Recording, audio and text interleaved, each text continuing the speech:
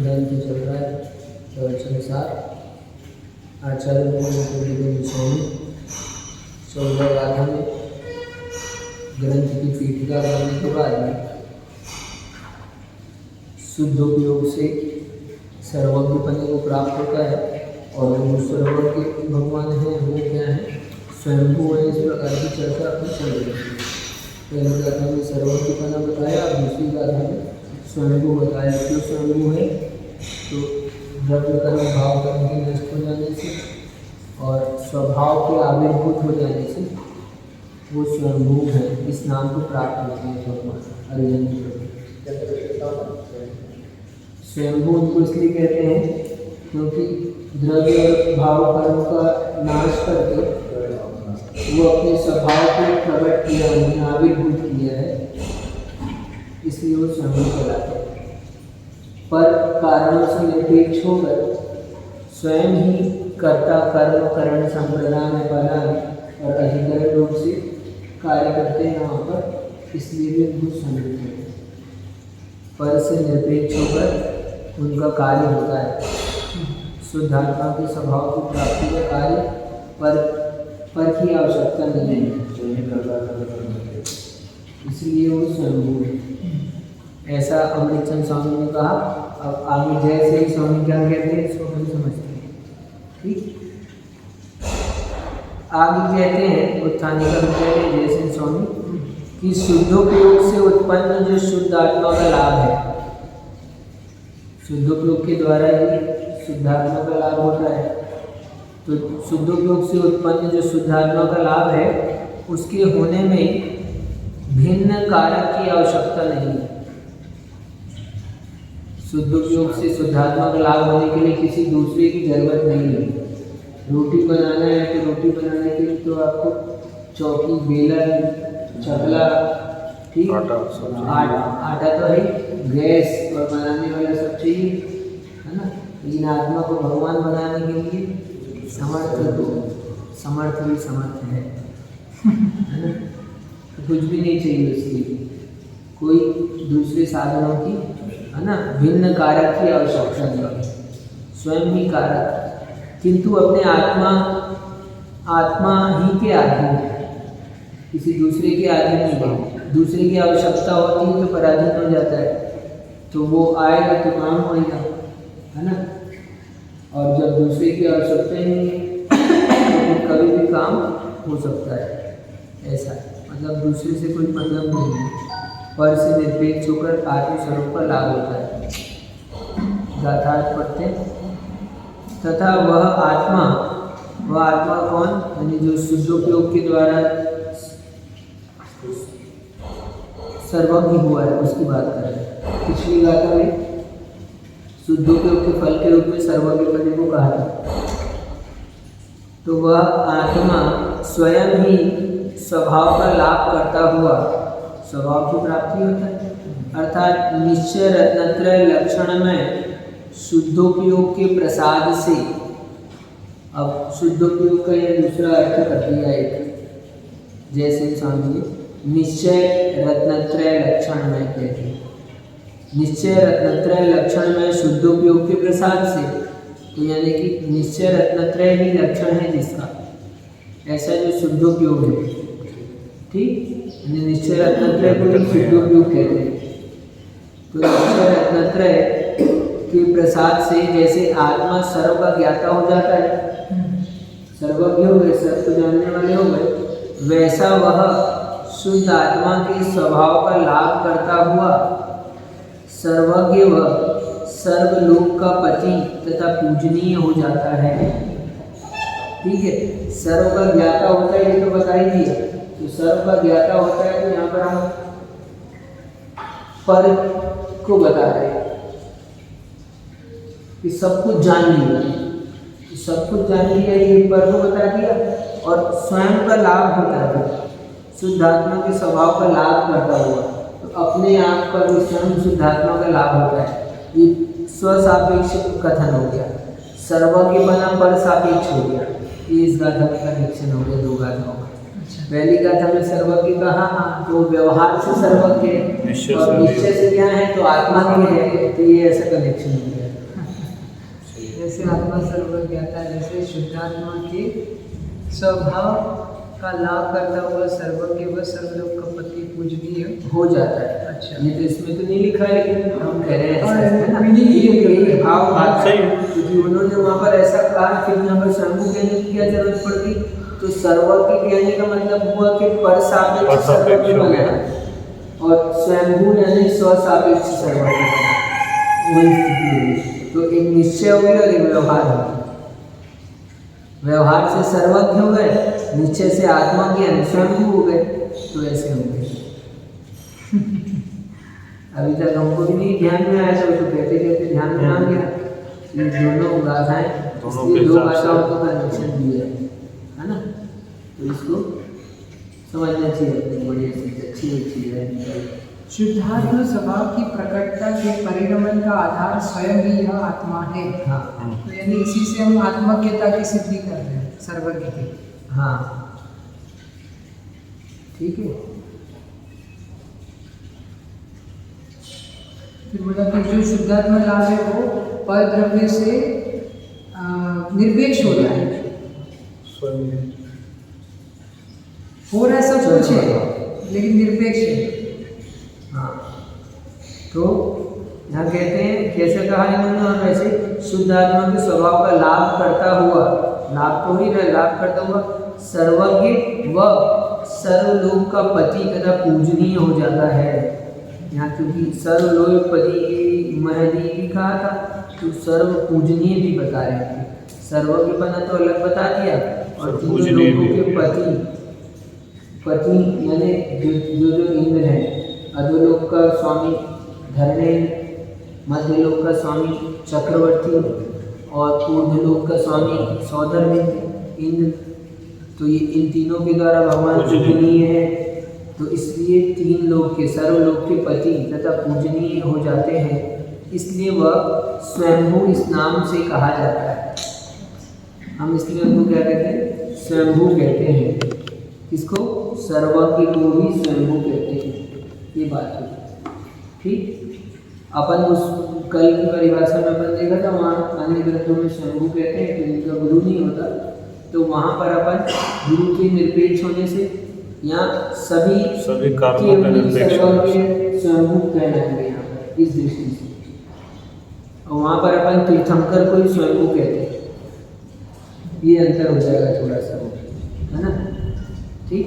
यद्यपि एक होने पर भी तीर्थंकर को अपन, क्योंकि उनका कोई गुरु नहीं होता, स्वयं ही गुरु रहते हैं, तो स्वयंभू कहलाते हैं। और यहाँ पर अपने जिन्होंने शुद्धोपयोग के द्वारा निज आत्मा का लाभ किया है, तो स्वयं से किया है, तो इसलिए तो सभी केवली स्वयंभू हो गए। यहाँ इस दृष्टि से सभी केवली स्वयंभू हो गए, उस दृष्टि से तीर्थंकर मात्र स्वयंभू है, क्योंकि बाकी शेष के तो गुरु वो तीर्थंकर ही होते हैं। उनके आश्रय से, उनके समुसरण में दीक्षित हुए जो केवली है। दूसरी दृष्टि जो अपन ने बताई, ये यहाँ वाली स्वयंभू, स्वयं में स्वयं के लिए ही वो परिणाम में शुद्धात्मा लाभ प्राप्त किया, इसलिए स्वयंभू इस अपेक्षा से बना। ठीक, तो स्वयंभू इस नाम से कहा गया है। भाव यह है, इसका भाव बताया। नहीं तो उसका शब्दार्थ कैसे घटित किया? भूय स्वयं, ये इससे भूलो स्वयं माता और स्वयंभू। हाँ, शब्दार्थ जो निकाला पड़े, शब्दार्थ तो कहा ना, देखो कहाँ शब्दार्थ। हाँ, ये शुद्ध अनंत शक्ति रूप युक्त ज्ञान रूप से परिणमित होने के स्वभाव का स्वयं ही आधार होने से अधिकरण पने को आत्मसात करता हुआ, नहीं जो छह बोला कि छह कारक रूप होने से सारे छह कारक बताए थे, वो सब स्वयं में ही हो रहे हैं। उत्पत्ति अपेक्षा से द्रव्य भाव भेद से भिन्न घाती कर्मों को दूर करके स्वयं आविर्भूत, यानी ये शब्द हो गया, स्वयं आविर्भूत होने से स्वयं हो गया। ठीक है, तो दोनों तरह से बता दिए। दो बताए, एक षटकारक रूप से, और ये जो स्वयं बताए दूसरा बताए, दो अलग अलग। ठीक है। अब भाव यह है कि निश्चय से कर्ता कर्म आदि छह कारक आत्मा में ही है। कोई भी आत्मा हो जब भी करता है तो निश्चय से षटकारक, क्योंकि निश्चय से कहने का मतलब है, निश्चय का मतलब अभेद दृष्टि है। अभेद दृष्टि से अभेद षटकारक में दूसरे कारक नहीं है, दूसरा कर्ता नहीं है, दूसरा कर्म नहीं है, दूसरा संप्रदान नहीं है, सब कुछ स्वयं है। इसलिए निश्चय दृष्टि से कर्ता कर्म आदि 6 कारक आत्मा में ही है। ठीक है। अभिन्न कारक की अपेक्षा यह आत्मा चिदानंदमयी एक चैतन्य स्वभाव के द्वारा स्वतंत्रता रखने से स्वयं ही अपने भाव का करता है। ठीक है। अभिन्न कारक की अपेक्षा से देखेंगे तो ये जीव स्वयं ही अपने भाव का करता है। ऐसा कह रहे हैं। कैसे? चिदानंदमय एक चैतन्य स्वभाव के द्वारा, उसका स्वभाव ही है चैतन्य बने का, और उसके द्वारा स्वतंत्र रखने से, चैतन्य स्वरूप में स्वतंत्र रहने से स्वयं ही अपने भाव को करता है।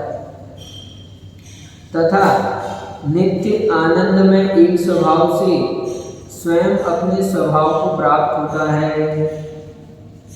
कर्ता अब यहाँ पर षटकारक बता रहे, कर्ता बता दिया अभी, अब स्वयं ही अपने नित्य आनंद में एक स्वभाव को अपने में प्राप्त करता है। इसलिए स्वयं प्राप्त होता है नित्य आनंद में एक स्वभाव से, अपने स्वयं अपने स्वभाव को प्राप्त होता है। स्वभाव प्रकट हुआ तो स्वभाव किसने प्राप्त किया? तो स्वयं ने प्राप्त किया, तो इसलिए स्वयं प्राप्त करता है। इसलिए यह आत्मा स्वयं ही कर्म है, जो प्राप्त होता है वो कर्म। तो कर्ता बता दिया, फिर कर्म बता दिए, ये भी षटकारक बता रहे। ठीक। शुद्ध चैतन्य स्वभाव से यह आत्मा आप ही साधकतम है, वही साधन है ना। तो इसलिए करण हो गया, अर्थात अपने भाव से ही आत्मा स्वरूप झलकता है। ठीक। अपने भाव में तो उसका स्वरूप झलका है, तो इसलिए आत्मा ही करण है। करण यानी साधकतम करण, जिस साधन से कार्य होता है उस साधन को करण कहते हैं। तो यहाँ पर आत्मा में स्वरूप का लाभ झलकन हुई है, झलकन स्वरूप झलका है, तो झलकने का काम अपने भाव से ही हुआ है, तो इसलिए स्वयं ही करण है। और विकार रहित परमानंदमयी एक परिणति रूप लक्षण को रखने वाले शुद्धात्म भाव रूप क्रिया के द्वारा अपने आप को अपना स्वभाव समर्पण करने के कारण यह आत्मा आप ही संप्रदान रूप है। ठीक है।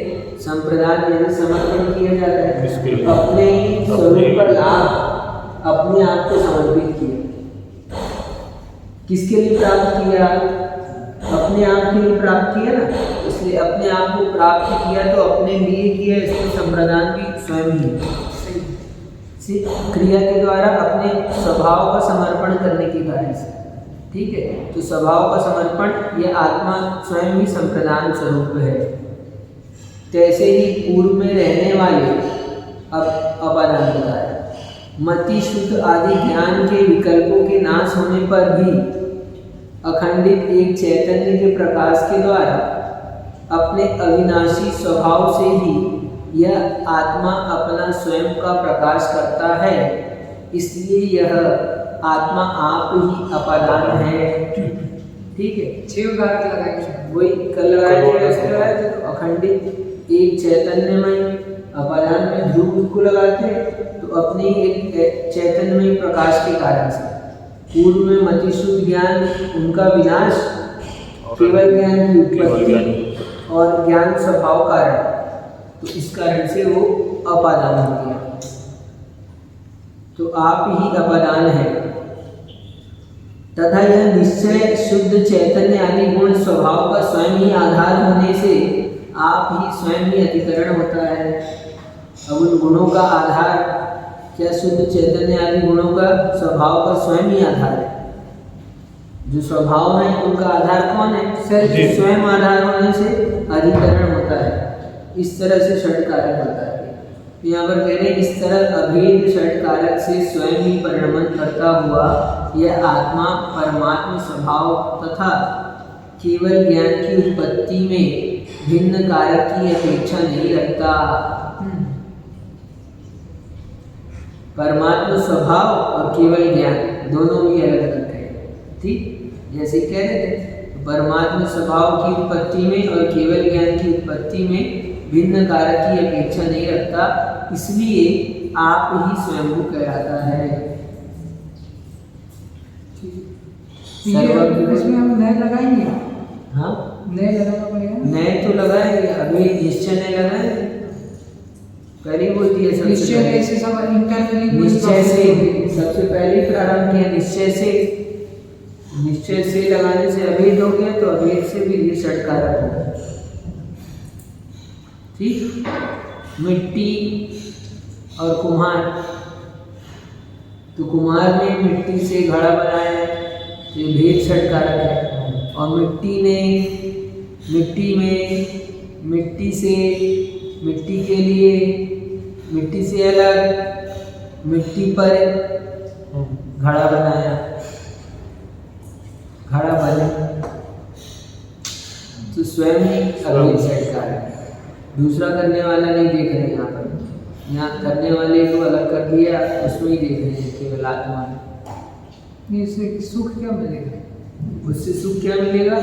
उससे दुख नहीं मिलेगा, ये सुख मिलेगा। क्या दूसरे को देखोगे तो दुख मिलेगा, तो दूसरे के लिए इंतजार करना पड़ेगा ना, है ना, डिपेंडेंसी आ जाएगी। यहाँ तो हमेशा क्या है, अब अपने सुख के लिए तुम दूसरे की ओर नहीं ताकोगे, पर निरपेक्ष हम क्या करते हैं, पर की आवश्यकता पड़ती है, हम दूसरे को देखते हैं, बहाना मारते भूख रहते लगी हैं। तो भोजन को देखना पड़ेगा, है ना।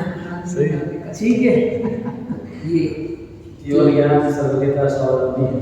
सब वास्तव में मोक्ष मार्ग जो है वही स्वाश्रय का ही मार्ग है, स्वाधीनता का मार्ग। अभी भी उस काल में नहीं, अभी भी तो अभी भी, क्योंकि कल का आता ना करेगा खुद ही, गुरु जी दीक्षा देंगे, स्लेज करके बैठा देंगे, लेकिन करेगा कौन? स्थान को कौन प्राप्त कराएगा? खुद ही करेगा। उन्हीं जो है वो स्वयं बनेगा, तो दीक्षा भी देगा। हम जिसे गुणस्थान को बोलते हैं, मोह और योग की दशा गुणस्थान। हाँ, ठीक है, तो जो गुणस्थानों की जो विशुद्धि है, तो उसको बेसिकली जो विशुद्धि का वो हम मानसिक ले रहे हैं या फिर साथ में योग भी लेंगे? विशुद्धि अपन कह रहे हैं वहाँ पर, किसको कह रहे हैं विशुद्धि? ज्ञान का उद्घाट्य जितना है वही विशुद्धि है, और जो ज्ञान उद्घाटित है, जिसको विशुद्धि शब्द से कह रहे हैं, तो आत्मा का स्वभाव जितना प्रकट है वो विशुद्धि है, आत्मा का ज्ञान जितना उद्घाटित है वो विशुद्धि है। तो वो विशुद्धि जो है हमारी अभी समय की है, तो कर्म सापेक्ष है, तो कर्म सापेक्ष होने से अवस्था जन्म हुई, तो मोह योग से मिली हुई अवस्था है आपकी, इसलिए वो गुणस्थान जो है आपका मोह योग से बता रहे हैं। मोह और योग से मिश्रित आत्मा की फिर वो परिणति। योग वो वाला अपन जो आत्मप्रदेश और परिस्पंदन, हाँ, और क्या, योग को दूसरा तो नहीं है और अलग से, योग एक ही है योग में। ठीक है, यानी ओवरऑल आपके भाव कर्मों की स्थिति, ये आपके गुणस्थान की बात होगी बस। लेकिन वो पर्याय से लिमिटेड रहेगी। हाँ, वो तो लिमिटेड है, पर्याय अपर लिमिट होगा, कैसे? हाँ, लोअर लिमिट तो कुछ है ही नहीं, हाँ, मतलब अपर लिमिट पर्याय से बंधा रहेगा। ये त्रियंश है, तो कितना भी कर ले उसका 500 स्थान से ऊपर नहीं होएगा। पर्याय की हायर लिमिट, हाँ पर्याय है की बात। प्रत्याशक्ति। हाँ, क्या कोई त्रियंश है, अब महिलाएं हैं, इनका 500 स्थान से ऊपर नहीं हो सकता है, कितना भी कर ले। महाराज रोज आहार करे, वो रोज उपवास करे, ठीक, तो जो उससे छोड़कर नहीं चलेगा, इसलिए मोह और योग के निमित्त से गुण स्थानों की दशा करी।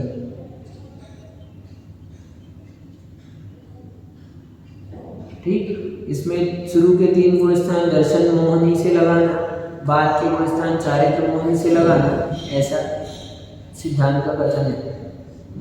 मोह कहने से यहाँ पर केवल मोह में यहाँ दोनों समाहित है, मोह में मोहनी कर्म से रिलेटेड है, दर्शन मोहनी और चारित्र मोहनी। ये तो ऐसे अपन मोह की चर्चा करते हैं तो अपन ने दर्शन मोहनी मात्र लिया है। अभी जैसे कहा था चारित्रम खलु धम्मो जो सो समुत्ति निबिठो मोह खोह विहीणो परिणामो अपनो ही समो। तो यहाँ पर मोह जब कहा तो वहाँ पर दर्शन मोहनी लिया, और क्षोभ जो कहा उसको राग द्वेष चारित्र मोहनी लिया। लेकिन अभी जो आपने मोह लगाया है इसमें तो दोनों भी लेने का है, दर्शन मोहनी और चारित्र मोहनी है ना। तो इसमें शुरू के 3 गुण स्थान जो है वो दर्शन मोहनी की विवक्षा से है, बाद के गुण स्थान चारित्र मोहनी की विवक्षा से लगाने हैं। तो इस तरह से यहाँ पर समझना है आपको क्या, इसलिए स्वयंभू होता है।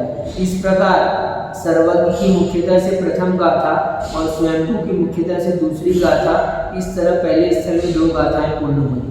ये 15 और 16 नंबर की 2 गाथाएं यहाँ पर, ठीक है, सर्वज्ञ और स्वयंभू की चर्चा की।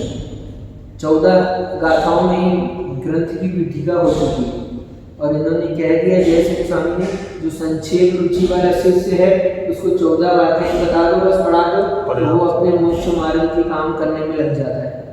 और जो विस्तार रुचि वाला है तो उसके लिए फिर हम चल रहे हैं अभी, तो यहाँ से चालू किया है शुद्धोपयोग अधिकार जयसिंह स्वामी की दृष्टि में।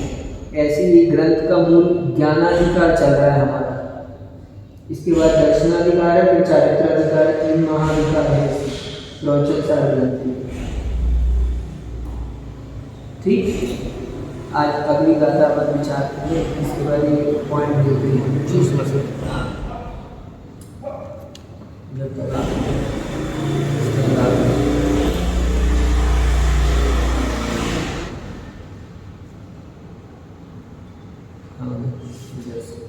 वही है, उसी को कहेंगे थोड़ा सा जरा वो, है ना।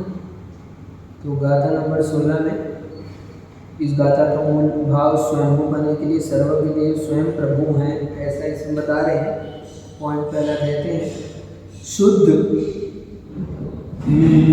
अनंत शक्ति युक्त ज्ञायक स्वभाव के कारण स्वतंत्रपना होने से ग्रहण किया है। यानी अनंत शक्ति स्वयं में ही है जी, और स्वयं अनंत शक्ति युक्त ऐसा जो ज्ञायक स्वभाव है उसका स्वतंत्रपना है। गायक स्वभाव किसी के पराधीन नहीं है ना। तो स्वतंत्रपना होने के कारण से इनको कर्ता क्यों कह रहे हैं, क्योंकि स्वतंत्रता है। व्याकरण में सूत्र आता है स्वतंत्रता कर्ता, कर्ता जब भी होता है वो स्वतंत्र होता है। ठीक, क्रिया तो परतंत्र है, लेकिन कर्ता जो है व्याकरण में स्वतंत्र होता है ना। क्रिया के अनुसार, कर्ता के अनुसार क्रिया लगानी पड़ती है, अन्य कार्य करने पड़ते हैं, कर्म भी हैं वो सब अलग अलग, लेकिन कर्ता जो है वो स्वतंत्र होता है। तो यहाँ पर इस स्वतंत्रता को देखते हुए, स्वतंत्रता कर्ता बताना है अपने को, तो कर्ता बता रहे हैं तो उनकी स्वतंत्रता बता रहे हैं। स्वतंत्रता कैसे बता रहे हैं, तो अनंत शक्ति से युक्त ज्ञायक स्वभाव है वही, इसलिए स्वतंत्र है। तो स्वतंत्र होने से ग्रहण किया है, स्वतंत्र होने से कर्तव्य के अधिकार थे, यानी उनको कर्तत्व का अधिकार प्राप्त है। ठीक है, इसलिए वो करता है, पहली बात। अब दूसरी बात कहते हैं अनंत शक्ति युक्त ज्ञान रूप से परिणमित होने के स्वभाव के कारण आत्मा जो है अनंत शक्ति संपन्न है, और अनंत शक्ति संपन्न होने पर ज्ञान रूप से प्रति समय आत्मा का परिणमन चल रहा है। तो ज्ञान रूप से परिणमित होने के स्वभाव के कारण से स्वयं ही प्राप्त करना होने से, यानी स्वयं ही प्राप्त होने से कर्मत्व का अनुभव करता है। जो कर्मपना है वो भी उसमें स्वयं ही है। ठीक, फिर उसी को कह रहे हैं अनंत शक्ति युक्त ज्ञान रूप से परिणमित होने के स्वभाव से स्वयं ही साधकतम अर्थात उत्कृष्ट साधन होने के कारण पद को धारण करता हुआ करण होता है। फिर ऐसे ही कह रहे हैं वही अनंत शक्ति युक्त ज्ञान रूप से परिणमित होने वाला स्वभाव है जीव का, उसी स्वभाव के कारण से ही स्वयं ही कर्म द्वारा समाश्रित होने से, अर्थात निज परिणमन स्वयं को ही देने में आता है, होने से संप्रदान को धारण करता है। यही कह दिया फिर। और फिर कह रहे हैं वही अनंत शक्ति युक्त ज्ञान स्वभाव से ज्ञान रूप से परिणमित होने की उसकी स्वयं ही ध्रुवता का अवलंबन करने से, किस लिए? ध्रुवता का अवलंबन उसने स्वयं ने किया है, तो स्वयं करने से अपादान पने को धारण करता हुआ अपादान होता है। अब अंत कह रहे हैं अनंत शक्ति युक्त ज्ञान रूप से परिणमित होने के स्वभाव का, इस स्वभाव का स्वयं ही आधार होने से, ठीक है, ज्ञान अनंत शक्ति युक्त ज्ञान रूप से जो परिणमन है, इसी परिणमन को बता रहे हैं। यहाँ पर स्वयं आत्मा का लाभ किया है, सर्वज्ञपने को प्राप्त किया है, सर्वज्ञ बताया था, तो सर्वज्ञपने का मतलब ज्ञान रूप से परिणमन किया है। तो इस ज्ञान रूप परिणमन का कर्ता भी मैं ही हूँ, कर्म भी मैं ही हूँ, ठीक। ज्ञान रूप परिणमन के कारण ही बता रहा है सब। ज्ञान रूप परिणमन का कर्ता कौन? स्वयं। ज्ञान रूप परिणमन का, और वो ज्ञान रूप परिणमन कैसा है?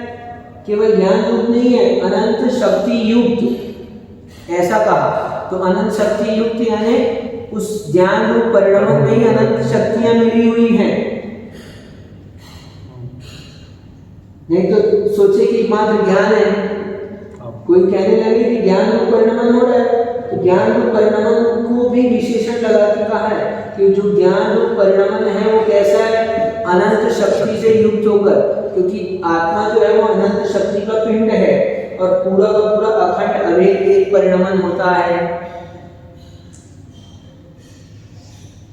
तो ज्ञान रूप परिणमन है जो कि अनंत शक्ति से युक्त है। इस परिणमन को देखकर हम आत्मा को कर्ता, कर्म, संप्रदान, अपादान और अपाधिकरण कह सकते हैं। ठीक है। सेल्फ अपन आम का परिणमन, मैं आम खाता हूँ, ये वाक्य चल रहा था अपना, मैं आम खाता हूँ, तो आम को देखकर हम बता रहे थे कि ये कर्म है, ये करता है, ये जो जो कुछ भी है। तो ऐसे ही यहाँ पर उस ज्ञान रूप परिणमन को देखकर बता रहे हैं, क्या? उस ज्ञान रूप परिणमन को देखकर सब चीज बता रहे हैं। जो ज्ञान रूप परिणमन कैसा है? अनंत शक्ति से युक्त है। ऐसे उस ज्ञान रूप परिणमन को देखकर ही स्वयं उस का आधार होने से अधिकरण पने को आत्मसात करता हुआ स्वयं एवं क्षय कारक रूप होने से ये हो गया। अथवा वैसे ही कहे जैसे अमृतचंद स्वामी जैसे उत्पत्ति अपेक्षा, अब उत्पत्ति की अपेक्षा देख रहे हैं क्योंकि उत्पन्न हुआ है, स्वभाव को प्राप्त किया है, स्वभाव उत्पन्न हुआ है, स्वभाव पहले उत्पन्न नहीं था, तो स्वभाव उत्पन्न हुआ है, तो उत्पत्ति की अपेक्षा से देख रहे हैं। तो अब कह रहे हैं कि द्रव्य और भाव भेद रूप भेद से भिन्न घाती कर्मों को दूर करने के कारण से स्वयं एवं आविर्भूत हुआ है। तो स्वयं एवं आविर्भूत होने से स्वयं कहलाता है, ठीक। वहां पर देखा षटकारक बताए तो ज्ञान रूप परिणमन की अपेक्षा से कहा, और यहाँ पर देखा यहाँ पर उत्पत्ति की अपेक्षा, उत्पत्ति की विवक्षा भी कह रहे हैं। तो उत्पत्ति की अपेक्षा है ना, अतः निश्चय से पर के साथ, यहाँ पर ये बताने का मतलब क्या है कि निश्चय से, वास्तव में निश्चय से पर के साथ आत्मा का कारक कर्ता का संबंध नहीं है। दूसरे के साथ हमारा क्या? निश्चय से कर्ता कारक का कोई संबंध नहीं है। हम दूसरे में कुछ नहीं कर सकते, दूसरा भी कुछ नहीं कर सकता, और दूसरा हमारे में बहुत बड़ा सिद्धांत है। इतनी सी बात समझनी है अपने जीवन, क्या कि हम दूसरे का कुछ नहीं कर सकते। समझ लिया? मैं आपको नहीं समझा सकता, ये बता रहे हैं। समझ आ रहे कि नहीं आ रहे? है ना? ये बता रहे जिससे कि शुद्धात्म स्वभाव लाभ के लिए सामग्री खोजने की व्यग्रता से परतंत्र होना पड़े। जब भी दूसरी चीज चाहिए तो आपको व्यग्र होना पड़ेगा। कहाँ मिलेगी, कहाँ मिलेगी, खोजोगे ना। जब दूसरी चीज चाहिए तो कहाँ मिलेगी? हाँ, अरे शादी करना है तो लड़की खोजनी पड़ेगी ना। हाँ, और ब्रह्मचर्य व्रत ले लिया, शादी नहीं करना है तो आप कहाँ खोजेगा? निरपेक्षता खोजना ही नहीं है, स्वयं बन गए हो। हाँ, तो खोजना ही नहीं है। तो ये ऐसा है। तो इसलिए हाँ, पर कारकीय अपेक्षा हो तो संबंध तो खोजने की व्यग्रता होती, कहाँ व्यग्रता आ रही अंतर में, ये चल रही है परतंत्र होने से। व्रत और ये पुनः कैसे पढ़। पालन होते हैं इसके टेक्निकल फिर क्यों शुद्धात्म स्वभाव की प्राप्ति के लिए बाहर साधन ढूंढने की व्यग्रता से जीव व्यर्थ ही परतंत्र हुए जा रहे हैं। सही बात। सुख चाहिए तो यही है, और खुद ही लेंगे। सेल्फ सुखी होना है तो स्वाश्रित बनो, स्वावलंबी बनो। कहा था उस दिन एक दिन, है ना, सारे कषायों को कम करना है तो अपना काम अपने आप से करने लगो। इतनी निर्विकल्पता आती है, आनंद आने लगेगा आपको। अभी आपको लगता है कि यार दूसरा कर देता है तो अपने को अच्छा लगता है, अच्छा है अपना काम दूसरा कर देता है, दूसरा कर देता है तो एक बार अच्छा लगता है लेकिन 10 बार परेशान होते हो आप। क्यों? क्योंकि दूसरा हमारे मन का नहीं कर सकता है। प्रेम में जी रहे ना इसलिए। तुम्हारे लिए नहीं कह रहे थे। नहीं, हम सामान्य कथन कह रहे हैं, कोई भी हो कि एक वस्तु एक पर्टिकुलर स्थिति में वो अपनी प्रेम बना। अरे यार मैंने गाथा पढ़ ली इसलिए तो मैं बोल रहा हूँ, इसमें कैसे आ रहा है ऐसा वही। अब इसमें भी नंबर डले थे तो इसलिए ऐसा आ गया, पूरी की पूरी टीका वही पढ़ ऐसे सेम वही होगी। पॉइंट तो रह ही गया अपना इसमें। ठीक है, मैं सोचा यार ये ऐसा मेरे को ये लगा सेम टू सेम ट्रांसलेशन आज टाइप का आ जा रहा है। ये वही, ये जो है टीका को ही उन्होंने आगे जाके नहीं अब तक थे अभी नहीं अलग से है ना, आखिरी में आता है अब यहाँ पर है ना, नहीं, जो टीका यहाँ 12 पॉइंट है, वहाँ 6 पॉइंट का नंबरिंग टीका में नहीं रहती थी, इस टीका में नंबरिंग डली हुई है। इसीलिए- तो हमने उसी में इसीलिए- numbering ये पढ़ा। अमृतसर स्वामी की टीका में नंबरिंग डाला हुआ है इन्होंने। हाँ, ठीक है, तो आज इतना ही हो गया, डबल हो गया अपना। हाँ, कोई बात नहीं, कुछ अच्छा समझ में आ गया। 3 बार पढ़ेंगे तो अच्छा तो हो जाएगा, एक बार में नहीं घुसता है। हमको भी याद रहता है कि 15-16 नंबर की गाथा में ये बात कही थी, थोड़ा ध्यान रहता है ऐसा है। तो आज इतना ही, ठीक है। अब इसको कल और विचार करेंगे। 12 पॉइंट है।